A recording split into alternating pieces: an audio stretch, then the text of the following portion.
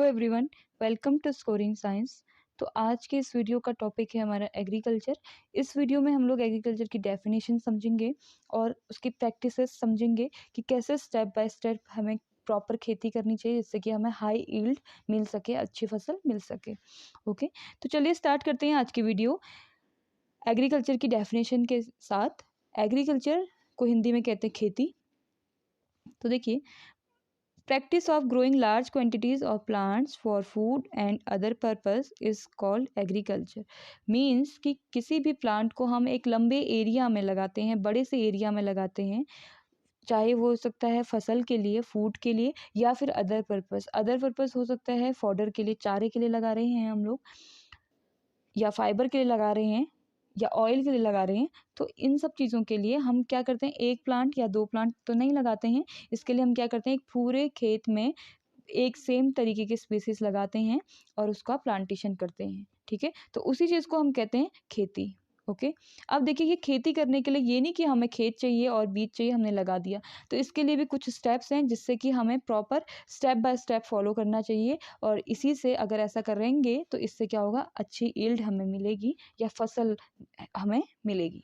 Okay, तो देखिए, stages of agriculture practices में कितने स्टेज आती हैं। सब जो फर्स्ट स्टेज है हमारी, वो है प्रिपरेशन ऑफ सॉइल। ठीक है, अब हमारे पास खेत तो है और खेत के साथ साथ हमें क्या है, वहाँ की मिट्टी का टेस्ट करना है कि वो मिट्टी हमारी सही है, यानी कि जो प्लांट्स हम उसमें ग्रो करने जा रहे हैं वो प्लांट के लिए वो जो सॉइल है वो सुटेबल है कि नहीं है। ठीक है, तो देखिए, one of the most important task in agriculture is to turn the soil and loosen it. तो सबसे इम्पॉर्टेंट जो काम होता है वो ये होता है कि जो मिट्टी है वो हल्की मिट्टी होनी चाहिए, या फिर हम उस मिट्टी को, सपोज दैट वहाँ पे कोई बंजर ज़मीन है, हमें वहाँ पे खेती करनी है, तो हमें उसके लिए पहले क्या करना पड़ेगा, उस बंजर ज़मीन को लूज़ करना होगा, उसकी मिट्टी को लूज़ करना होगा। ठीक है, अब लूज़ करने से क्या फ़ायदा होगा हमें, लूज़ करने से क्या होगा कि जो प्लांट्स हम उसमें लगाएंगे या फिर बीज जो हम उसमें बोएंगे तो उनके क्या होंगे, डीप रूट्स हो जो होंगे, ग्रो करेंगे तो उन रूट को जितने भी डीप हों तो उनको क्या हो, ईजिली अगर हमारी मिट्टी हल्की होगी तो इस उनको ब्रीथिंग में क्या होगी, आसानी होगी। ठीक है, तो एक तो ये रीज़न हो गया, इसमें यही लिखा है, आप पढ़ सकते हैं। और दूसरी बात क्या होती है, जो लूजन सॉइल होती है ना, तो वहाँ पे जो माइक्रोब्स होते हैं और जो अर्थवॉर्म्स होते हैं वो क्या होते हैं, ईज़िली से ग्रो कर जाते हैं, क्योंकि अर्थवॉर्म्स का बहुत बेनिफिट है हमारे खेती में, क्योंकि अर्थवॉर्म को अक्सर कहा जाता है कि फार्मर्स के फ्रेंड होते हैं और ये क्या करते हैं, सॉइल को और न्यूट्रिएंट प्रोवाइड कराते हैं और मिट्टी को और लूज़ करते हैं। तो जहाँ पे मिट्टी लूज़ होगी वहाँ पे अच्छे से न्यूट्रिएंट्स भी होंगे, माइक्रोब्स भी ग्रो करेंगे और अर्थवॉर्म्स भी होंगे। ठीक है, और दूसरी बात, dead plants and animal gate decompose by soil organism. जो डेड प्लांट्स हैं या फिर एनिमल्स हैं, ये डिकम्पोज किए जाते हैं किससे, with the help of microbes के। जो जीवाणु होते हैं वो क्या करते हैं, उनको, एनिमल्स को और डेड प्लांट्स को खाते हैं और रिलीज करते हैं न्यूट्रिएंट्स, किसमें, सॉइल में, ऑब्वियसली, है ना। देखिए, various nutrients in the dead organism are released back into the soil and nutrients absorbed by plants। ठीक है, तो उन्हीं डेड ऑर्गेनिज्म जब डिकम्पोज होंगे तो उन्हीं से जो न्यूट्रिएंट्स हैं वो रिलीज होंगे, किसमें, सॉइल में, और इनको करेंगे माइक्रोब्स। और ये जो न्यूट्रिएंट्स रिलीज हो रहे हैं इनको फिर प्लांट क्या करेंगे, अपटेक करेंगे। ओके, तो देखिए, अब कैसे हम लूज़ कर सकते हैं सॉइल को, तो इसके लिए the process of loosening and turning to the soil is called tilling of ploughing. खेत जोतते हैं हम, जोतने के लिए क्या करते हैं हम लोग, एनिमल्स का सहारा भी ले सकते हैं। जो हल होता है, हल जिसको बोलते हैं प्लॉग शेप्ड या फिर प्लॉग शेयर बोलते हैं, इसका हेल्प करके, इसकी हेल्प लेके हम लोग खेती कर सकते हैं और लूज़ कर सकते हैं सॉइल को। ठीक है, और नेक्स्ट स्टेप है इसका, सॉइल तो लूज हो गई है, अब बारी आती है आपकी सोइंग की। सोइंग मतलब बीज बोना। ठीक है, देखिए, before sowing good quality clean and healthy seeds of a good variety are selected. ठीक है, अब हमें बोना है तो इसके लिए क्या है, ये मेन चीज़ का हमें ध्यान रखना चाहिए कि जो हम बीज बो रहे हैं वो बीज गुड क्वालिटी के होने चाहिए, साफ़ होने चाहिए और हेल्दी होने चाहिए। अगर बीज ही अच्छे नहीं होंगे तो प्लांट्स ग्रो नहीं कर पाएंगे और अच्छा फसल तो क्या, हमें कोई फसल भी नहीं मिल पाएगी।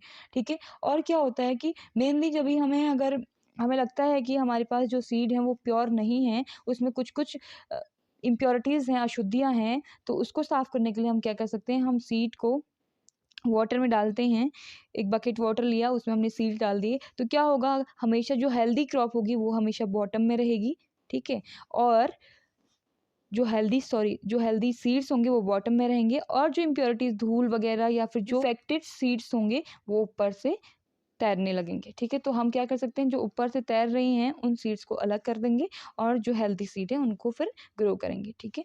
Farmer prefers to use seed which give high yield. तो जो फार्मर्स हैं, किसान हैं, ऑब्वियसली क्या करेगा, वो अच्छे सीड्स का ही यूज़ करेगा, और जिनकी क्वालिटी अच्छी होती है, अच्छी फसल जो दे सके, उन्हीं सीड्स का यूज़ करेंगे, ठीक है? उसके बाद आती है बात एडिंग मैन्योर की। मैन्योर एंड फर्टिलाइजर्स न्यूट्रिएंट्स होते हैं जो कि प्लांट के ग्रोथ के लिए काफ़ी हेल्पफुल होते हैं। तो देखिए, the substances which are added to the soil in the form of nutrients for the healthy growth of plants are called manure and fertilizers. तो मैंने आपको वही बताया कि सॉइल को न्यूट्रिएंट्स की ज़रूरत होती है, तो ये न्यूट्रिएंट्स प्रोवाइड करते हैं मैन्योर और फर्टिलाइजर्स, ठीक है? और मैन्योर और फर्टिलाइजर्स कैसे बनते हैं, तो जैसे जो खाद है, अभी नीचे पढ़ेंगे आगे डिटेल में। फिर एक continuous cultivation of crops makes the soil poor in nutrients, therefore farmer have to add manure to the fields to replenish the soil with nutrients, this process is called manuring.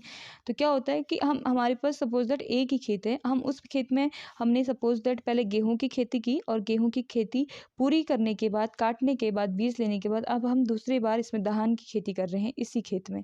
तो क्या होगा, बार बार हम उसी खेत का यूज़ कर रहे हैं, तो इससे क्या होगा, जो सॉइल की फर्टिलिटी है, उर्वरक क्षमता है, वो धीरे धीरे कम होती जाएगी। तो इसीलिए उर्वरक क्षमता कम हो रही है, इसीलिए हम बार बार उस पर क्या डालना चाहिए, खाद डालना चाहिए, जिससे कि क्या होगी, उर्वरक क्षमता बनी रहेगी, सॉइल हमारी अच्छी रहेगी, और जिससे हम अच्छा आउटकम मिल जाएगा, ठीक है? फिर है मैन्योर। है मैन्योर मीन्स होता है नॉर्मली खाद, is an organic substance obtain from the decomposition of plant और एनिमल वेस्ट। और खाद जो बनती है एनिमल के और प्लांट के वेस्ट से बनती है, इसको एक पिट में स्टोर करके रख दिया जाता है, और कुछ टाइम बाद ये एनिमल और प्लांट का वेस्ट डिकम्पोज होते लगता है, और डिकम्पोज होने के बाद ये हल्का सा हो जाता है, ड्राई टाइप का होता है, और इसी को फिर हम लोग खेत में डालते हैं, जिससे कि प्लांट्स को और सॉइल को न्यूट्रिएंट्स मिल सकता है, ठीक है? और देखिए, जैसे सपोज एक छोटा बच्चा होता है, उस बच्चे को हम लोग क्या खिलाते हैं, वेजिटेबल्स डाल खिलाते हैं, फ्रूट्स वगैरह, या फिर मिल्क हो गया, ये सारी चीज़ें हेल्दी फूड्स खिलाते हैं। क्यों? क्योंकि वो उसकी ग्रोथ के लिए हेल्पफुल है, ठीक है? उससे अच्छी खासी ग्रोथ होगी, और बच्चा जो है वो हेल्दी हेल्दी रहेगा। तो इसी तरीके से प्लांट्स के साथ भी यही किया जाता है, टाइम टाइम पे उसे खाद दी जाती है। और ये खाद कब दी जाती है, जब हम बीज लगा चुके होते हैं, बीज लगाने के बाद फिर ऊपर से मिट्टी में खाद डालनी होती है, ठीक है? और एग्जाम्पल हैं कुछ खाद और फर्टिलाइजर्स हैं, urea, ammonium sulphate, super phosphate, potash, और एनपीके। एनपीके मतलब होता है, एनपीके शॉर्ट क्वेश्चंस में काफ़ी आता है। तो एन मीन्स होता है नाइट्रोजन, फॉस्फोरस मीन्स पी, के मीन्स होता है पोटेशियम, ओके। फिर नेक्स्ट स्टेज आती है इरिगेशन। खाद भी डाल दिया, बीज भी बो लिया, अब बात आती है उसकी सिंचाई करने की, ठीक है? देखिए, water is important for proper growth and development. और हमें सभी को पता है प्लांट को ग्रोथ करने के लिए वाटर की भी बहुत ज़रूरत होती है। अभी वाटर कैसे एब्जॉर्ब करते हैं प्लांट्स, देखिए, along with water minerals and fertilizers also absorb by root. जैसे ही जो प्लांट्स है वो मिनरल्स लेता है और फर्टिलाइजर्स लेता है, किसके थ्रू, रूट के थ्रू, और वो अपने पार्ट्स ऑफ प्लांट तक पहुंचाता है रूट। वैसे उसी तरीके से वाटर भी वो अपने अलग अलग पार्ट तक पहुंचाता है रूट, ठीक है? और plants contain nearly 90% of water. और जो प्लांट्स हैं वो 90% ऑफ वाटर लेते हैं। Water is essential because germination of seed does not take place under dry condition. इसीलिए भी एसेंशियल है, क्योंकि सीड तो हमने डाल दिए मिट्टी के अंदर। अब मिट्टी के अंदर तो क्या है, कोई मॉइस्चर है नहीं, ड्राई है वहाँ पे एरिया, तो इसके लिए तभी हम ऊपर से सिंचाई करेंगे तो पर्कुलेट होकर पानी नीचे जाएगा और सीड के कांटेक्ट में आएगा, और सीड को थोड़ा सा मॉइस्चर मिलेगा, तभी वो क्या होगा, जर्मिनेट होगा, ठीक है? अब हम जो इरिगेशन है, इरिगेशन भी सोर्सेज ऑफ इरिगेशन है, ये हम ले सकते हैं, हम वेल से ले सकते हैं, ट्यूब वेल से ले सकते हैं, पॉन्ड, लेक्स, रिवर, डैम्स या कैनाल्स, किसी चीज़ की हेल्प से भी ले सकते हैं, ठीक है? और इसके भी कुछ मेथड्स होते हैं, जैसे कि एक होता है स्प्रिंकलर सिस्टम, ठीक है, फव्वारे के थ्रू, यानी कि जहाँ-जहाँ पे प्लांट है, अगर हमारे पास लिमिटेड वाटर है, तो जहाँ-जहाँ प्लांट है वहाँ-वहाँ पे उस तरीके से एक फिट कर दी जाती है पाइपलाइन, और उसको फिर फव्वारे की तरह से डाला जाता है, ठीक है? या फिर ड्रिप सिस्टम है, तो ये सारी चीज़ें आपकी फ़रो सिस्टम है, ये सारे इरिगेशन के एक मेथड हैं। इसके लिए मैं एक पर्सनल सी वीडियो बनाऊँगी। तो देखिए, इरिगेशन की डेफिनेशन है, the supply of water to crops at regular intervals is called irrigation. सिंचाई उसको बोलते हैं, यानी कि वाटर जिसमें पानी का सप्लाई करते हैं, कहाँ तक का, क्रॉप्स के तक पहुँच जाए, और एक रेगुलर इंटरवल के साथ। ये नहीं कि हमेशा पानी से भरे रहना चाहिए खेत, नहीं, एक इंटरवल के साथ-साथ वाटर मिलना ज़रूरी है, ठीक है? अब इसके बाद सिंचाई तो हमने कर ली, उसके बाद अब धीरे-धीरे क्या होता है, अब प्लांट्स ग्रो करने लगे हैं, ठीक है?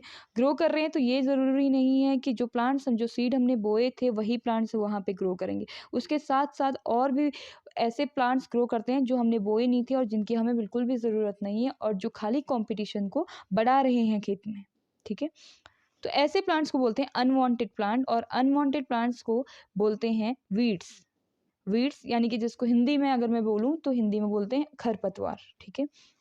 तो अगर अब खरपतवार हैं, खरपतवार या फिर कुछ प्लांट्स जो सीड हैं, कुछ प्लांट्स उससे ग्रो हुए, तो वो प्लांट्स बहुत डेंस हो गए, बहुत घने-घने ग्रो कर रहे हैं। अब देखो, अगर घने पौधे होते हैं तो क्या होता है, ऑब्वियसली वो ग्रो नहीं करते, कॉम्पिटिशन बढ़ेगा, तो उसमें से 2 पौधे, 4-5 पौधे हैं तो वहाँ से 1 प्लांट भी ग्रो नहीं कर पाएगा। तो इसीलिए टाइम-टाइम पे गुड़ाई और निराई की ज़रूरत पड़ती है, और गुड़ाई में क्या होता है कि हम लोग जो अनवांटेड प्लांट्स हैं, जो घने प्लांट्स हैं, उनको क्या करते हैं, निकाल देते हैं। हम या तो उसको काट सकते हैं या फिर खुरपी की मदद से उनको उखाड़ सकते हैं, ठीक है?